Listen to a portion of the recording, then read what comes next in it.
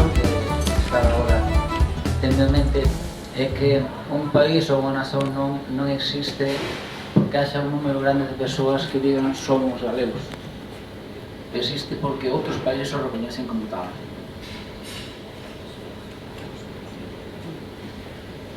Por algún motivo, cando a historia recente de Europa determinou que algúns dos estados que existiran durante moito tempo teñen que desfacerse, todos os membros deses países, falo da Croacia, por exemplo, da Serbia, procuraran apoios, lógicamente, para subir, non para fundirse.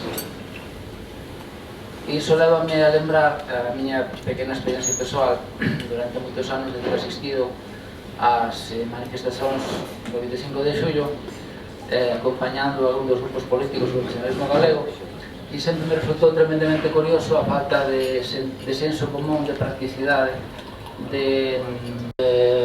há exemplos suficientes na Europa e bastante recentes, moito mellor sucedidos.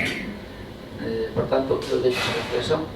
Un país non existe porque haxa un número grande de persoas que se digan que son nacionais, mas porque é recoñecido por outros.